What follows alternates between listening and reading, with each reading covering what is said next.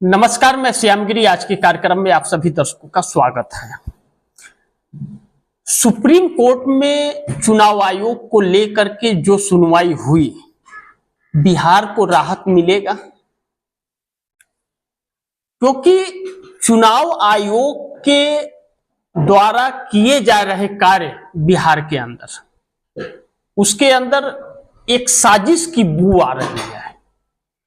यानी कि चुनाव आयोग जिन 20% लोगों के नाम काटने की बात कर रहा था,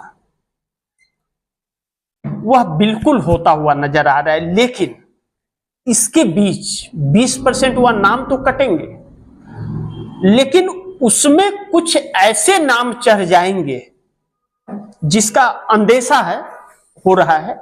और चुनाव आयोग के रवैये और बीएलओ द्वारा किए जा रहे कार्य यह साबित कर रहे हैं इन चीजों को कि महाराष्ट्र में जिस तरह भारतीय जनता पार्टी के वोटर्स को बढ़ाए गए थे, उसी तरह बिहार में काम किया जा रहा है। यह रिवीजन, फिवीजन, सिवीजन, डिवीजन, यह सब ढोंग है।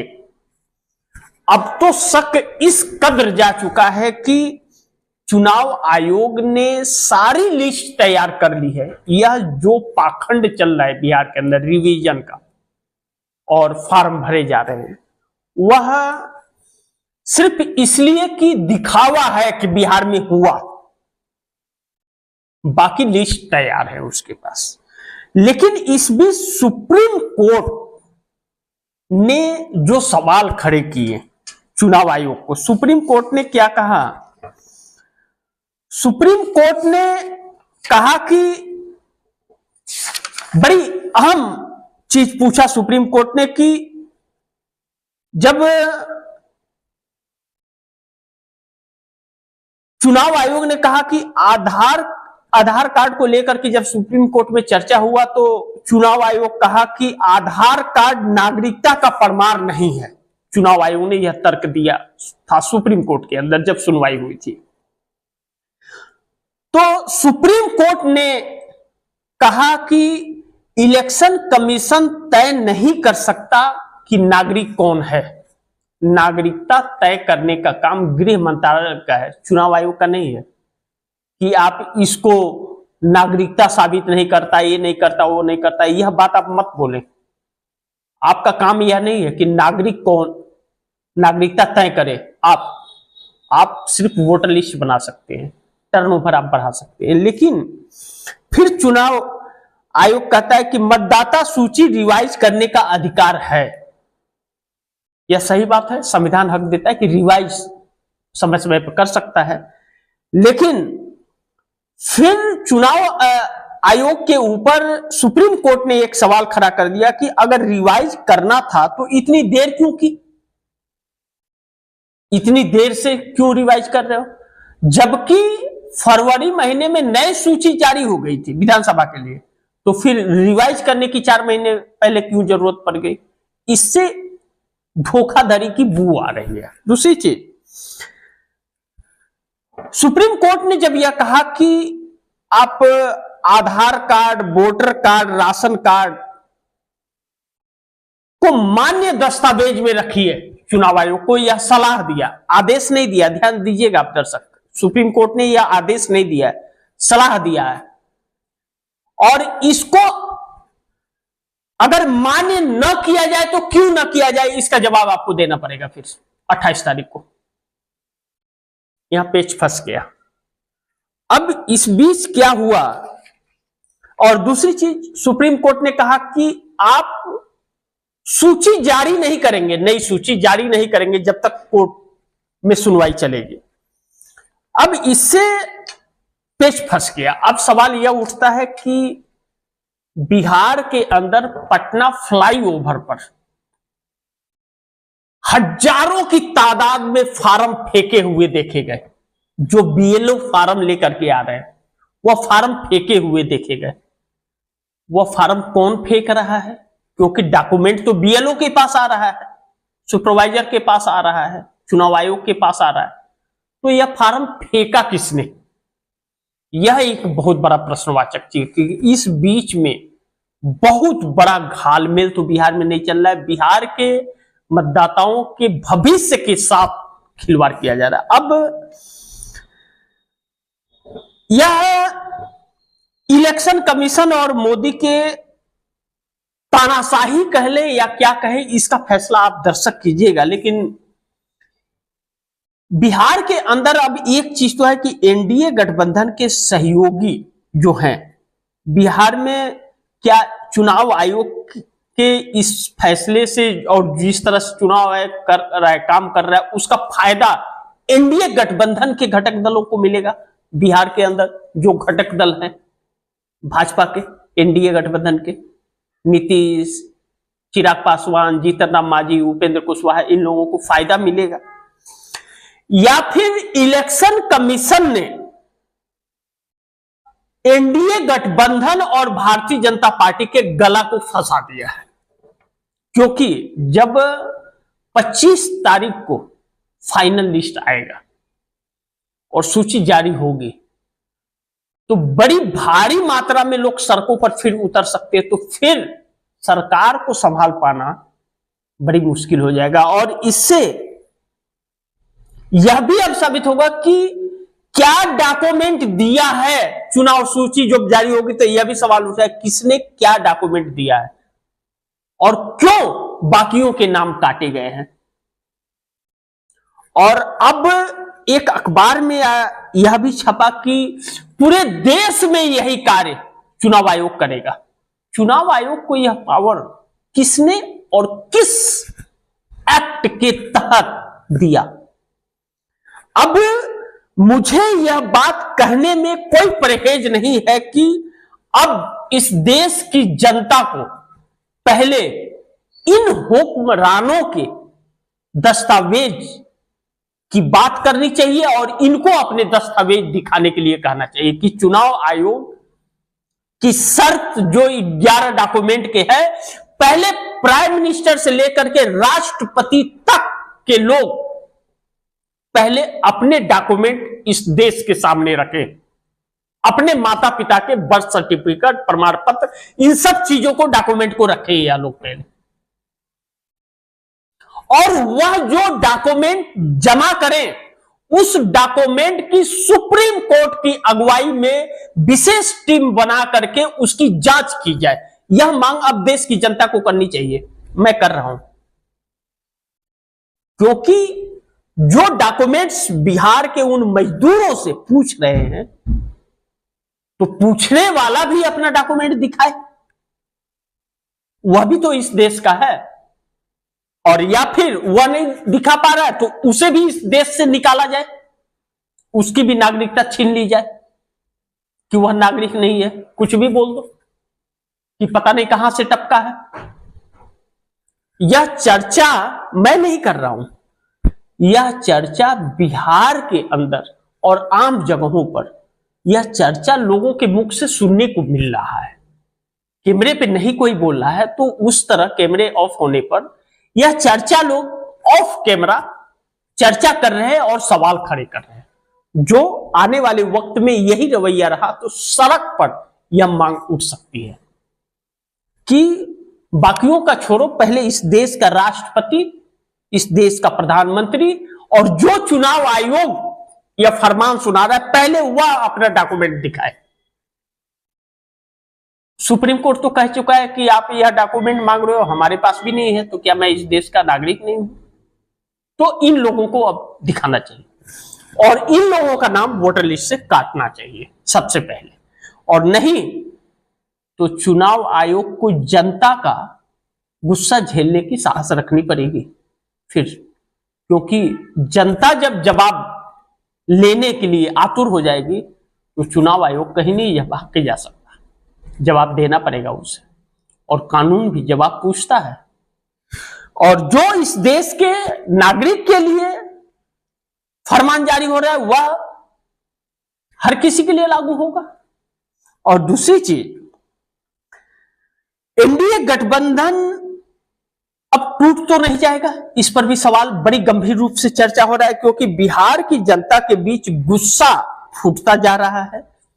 इस बीच भारतीय जनता पार्टी ने फोन कॉल सर्वे जो कराया, फोन कॉल सर्वे, उस फोन कॉल सर्वे से यह पता चला कि भारतीय जनता पार्टी के जो वोटर्स हैं भाजपा के, उसमें तकरीबन भाजपा के वोटर्स जो हैं परमानेंट, उसमें 65% लोगों ने फोन कॉल सर्वे पर भड़ास अपनी निकाली और इस सरकार को लेकर के नाराजगी दिखाई कि इसे बदल देना चाहिए, यह सत्ता पे बैठने के लायक नहीं है। वह वोटर्स फोन कॉल सर्वे पे बोले हुए हैं जो ओरिजिनल भाजपाई वोटर हैं, यानी कि देश में एक भयावह परिस्थिति उत्पन्न हो रही है और चुनाव आयोग भाजपा की किसी भी तरह सत्ता, कोई वोट दे या न दे, वह परिस्थितियां, हालात पैदा करता हुआ नजर आ रहा है।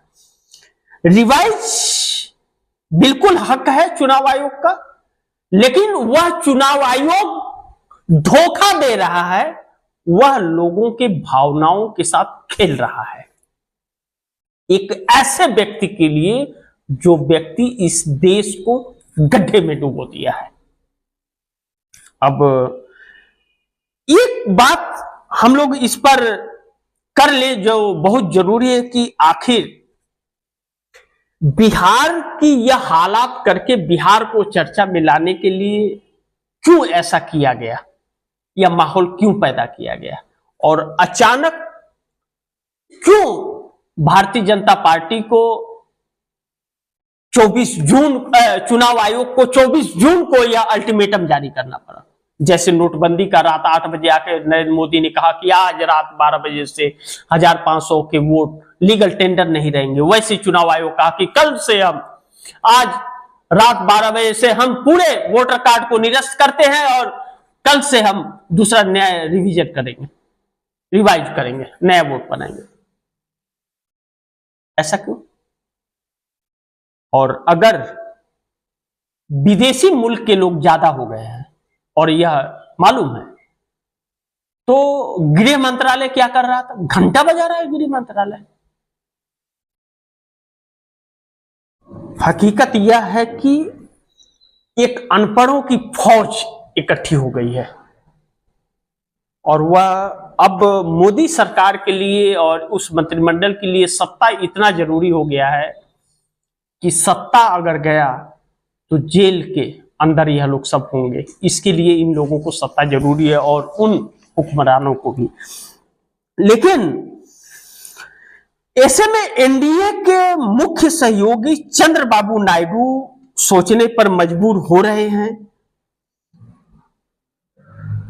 अब चंद्रबाबू नायडू को अब डर और खौफ हो रहा है। क्यों? इसलिए हो रहा है कि जिस तरह से यह वोट रिवीजन का कार्य पूरे देश में होगा तो आंध्रा में भी होगा, साउथ में भी होगा। अगर साउथ में ऐसे ही हुआ जैसे बिहार में हो रहा है तो तमिलनाडु, केरल, कर्नाटक, आंध्रा, तेलंगाना, पांडिचेरी, चंद्रबाबू नायडू के लिए बड़ी मुश्किल पैदा हो जाएगी। चंद्रबाबू नायडू को वहां की जनता ऐसा उखाड़ फेंकेगी कि चंद्रबाबू नायडू सपने में भी याद नहीं आएंगे कि कभी कोई चंद्रबाबू नायडू था भी या नहीं। अब इस बात का खौफ भी चंद्रबाबू नायडू को। ऐसे में मुख्य सहयोगी दल हैं, दूसरी तरफ आरएसएस नरेंद्र मोदी के पीछे पड़ा हुआ है और यह हरकतें चंद्रबाबू नायडू के इमेज को खत्म कर रही है। और चंद्रबाबू नायडू 2029 के चुनाव में अपने बेटे को सीएम फेस बनाना चाहते हैं, अपने क्षेत्रीय राजनीति से संन्यास लेने की सोच रहे हैं। ऐसे में तो चंद्रबाबू नायडू बहुत बुरी तरह फंस गए। अब चंद्रबाबू नायडू के सामने समर्थन वापस लेने के अलावा कोई रास्ता नहीं बचता है। और दूसरी तरफ नहीं भी लेते हैं तो मोदी की सरकार 5 साल चलेगी नहीं, फिर चंद्रबाबू नायडू के लिए मुश्किल हो जाएगी। और तीसरी तरफ आरएसएस के ऊपर भारतीय जनता पार्टी के ही कुछ नेताओं का दबाव है कि मोदी का इस्तीफा ले लिया जाए।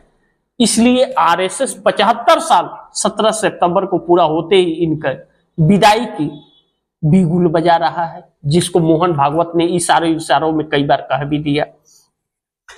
तो अब ऐसे में चंद्रबाबू नायडू, जो नरेंद्र मोदी का क्रेज गिर रहा है और नरेंद्र मोदी की वजह से चंद्रबाबू नायडू का इमेज खत्म हो रहा है, ऐसे में अगर चंद्रबाबू नायडू ने समर्थन वापस नहीं लिया मोदी सरकार से, तो मोदी वाला हाल चंद्रबाबू नायडू का भी हो जाएगा। इस हालात में मोदी को समर्थन देंगे चंद्रबाबू नायडू, इस बात की कोई गारंटी नहीं है। क्यों कि चंद्रबाबू नायडू नरेंद्र मोदी के लिए खुद बलि का बकरा बन जाए। चंद्रबाबू नायडू नीतीश कुमार नहीं है। चंद्रबाबू नायडू ने तो खुद अपने ससुर की पार्टी पर कब्जा किया था। तेलुगु देशम पार्टी उन्हीं की तो है, उनके ससुर की। अपने ससुर की पार्टी पर शादी के बाद कब्जा कर लिया, तो वह नरेंद्र मोदी को कब्जा करने देंगे जो खुद कब्जा किया करके बैठा हुआ है। तो ऐसे में नरेंद्र मोदी को बलि का बकरा बना सकते हैं चंद्रबाबू नायडू। और दूसरी चीज, अगर नरेंद्र मोदी 17 सितंबर को विदाई कर लेते हैं तब तो शायद कुछ साख बच जाए, अन्यथा सरकार अगर गिर गई, बिना विदाई का इस्तीफा देना पड़ा नरेंद्र मोदी को, फिर तो नरेंद्र मोदी को जेल जाने से कोई बचा नहीं पाएगा। और आरएसएस कहा जा रहा है कि ऐसा अल्टीमेटम कई बार दे चुका है, यानी कि नरेंद्र मोदी की उल्टी गिनती शुरू है और आरएसएस भी नहीं छोड़ने वाला है और एनडीए गठबंधन बच जाएगा, इस बात की गारंटी नहीं है। दूसरी तरफ बिहार के अंदर एनडीए गठबंधन में चिराग पासवान, जीतन राम मांझी, उपेंद्र कुशवाहा, नीतीश का क्या होगा? जो रिवीजन हो रहा है बिहार के अंदर चुनाव आयोग का, और लोगों के नाम काटे जा रहे हैं, बहुत नाम कटेंगे। जो प्रवासी मजदूर गए हुए हैं बाहर, वह तो नहीं आ पाए, तो उनके लिए तो और भी उनका नाम तो कटना ही कटना, मतलब 2 से 3 करोड़ नाम कटेंगे, यह श्योर है। और चुनाव आयोग कह रहा है कि उसके पास 80% तो फॉर्म आ चुके हैं, तो 20% कौन है? वही है प्रवासी वाले, या 20% वह मुस्लिम है जिसकी जरूरत इस सरकार को नहीं है। बड़ी अहम चर्चा है। दूसरी तरफ ऐसे में जो मैंने कहा कि चिराग पासवान, जीतन राम मांझी, उपेंद्र कुशवाहा, नीतीश कुमार, इनका क्या होगा? कहीं चुनाव आयोग का वोटर्स का मुद्दा इन पार्टियों को खत्म तो नहीं कर देगा? चुनाव आयोग जो प्रक्रिया अपना रहा है, इससे कहीं ऐसा तो नहीं कि एनडीए गठबंधन के घटक दल बिहार के अंदर खत्म हो जाएंगे और भाजपा के लिए इतना वोट बैंक बना दो कि भाजपा का वोट आ जाए। कहीं गुजरात से आके लोग डाल जाएंगे, महाराष्ट्र से आके डाल जाएंगे, हरियाणा से चले जाएंगे, मध्य प्रदेश से चले जाएंगे, बिहार के लोग सब मिलके डाल करके सरकार बना के फिर अपना अपने घर चले जाएंगे। इस तरह का रिवीजन तो नहीं हो रहा है। शक बहुत है कि बीएलओ को कब अपॉइंट किया पता ही नहीं है, जो वॉलेंटियर अपॉइंट किए 4 लाख, वह भी पता नहीं है कौन कौन है, और हर चीज में आरएसएस का हस्तक्षेप है। तो ऐसे में बीजेपी का यह कि छोटी पार्टियों को या क्षेत्रीय दलों को खत्म कर देना चाहिए, जो जेपी नड्डा या अमित शाह यह बार बार कह रहे थे कि क्षेत्रीय दलों को समाप्त कर देना चाहिए। कहीं ऐसा तो नहीं कि यह साजिश के तहत बिहार में क्षेत्रीय दलों को समाप्त करने की भी एक रणनीति है? बहुत कुछ संभावनाएं उत्पन्न हो रही है। 28 तारीख को सुप्रीम कोर्ट में सुनवाई होगा, सुप्रीम कोर्ट का फैसला क्या होता है यह भी बड़ी महत्वपूर्ण होगा। लेकिन आधार कार्ड और राशन कार्ड अगर नहीं लिया जा रहा है डॉक्यूमेंट में, और क्यों नहीं लिया जाएगा सुप्रीम कोर्ट में यह बताना पड़ेगा चुनाव आयोग को। और अगर चुनाव आयोग ने नहीं लिया तो फिर करोड़ों मतदाता, 98 करोड़ इस देश में मतदाता हैं, तो उस 98 करोड़ में 70 करोड़ इस देश में नजर नहीं आएंगे। इसलिए मैंने कहा कि अब लोग भी कह रहे हैं, मैं भी कह रहा हूं कि अब तो यह मांग हो जानी चाहिए जनता की तरफ से भी और बाकी दलों की तरफ से भी, विपक्षी दलों की तरफ से भी, कि राष्ट्रपति, प्रधानमंत्री और चुनाव आयोग अपने डॉक्यूमेंट वह पहले दिखाए। वह डॉक्यूमेंट दिखाए कि उसके माता पिता का जन्म प्रमाण पत्र कहां है, वह कहां पैदा हुआ था, उसमें का बर्थ सर्टिफिकेट, यह सारी चीज उसे अब पहले दिखा देना चाहिए, प्रधानमंत्री को, राष्ट्रपति को और चुनाव आयोग को। यह मांग करनी चाहिए, क्योंकि अगर आम जनता के ऊपर यह सवाल खड़े हो रहे हैं तो वह भी तो इसी देश का है, तो उससे क्यों नहीं, और उसकी जांच होनी चाहिए कि इन लोगों के डॉक्यूमेंट फर्जी तो नहीं है, बंद लिफाफे में नहीं, देश के सामने। आपकी क्या राय है, आप दर्शकों की क्या राय है, आप कमेंट में जरूर दीजिएगा। कोई सुझाव हो तो वह भी दीजिएगा, और इस खबर को ज्यादा से ज्यादा आप लोग शेयर कीजिए कि हर एक व्यक्ति तक सच्चाई तो पहुंचे। और आपने अगर चैनल को सब्सक्राइब नहीं किया तो सब्सक्राइब कीजिए। मिलते हैं फिर अगली खबर के साथ, तब तक के लिए नमस्कार।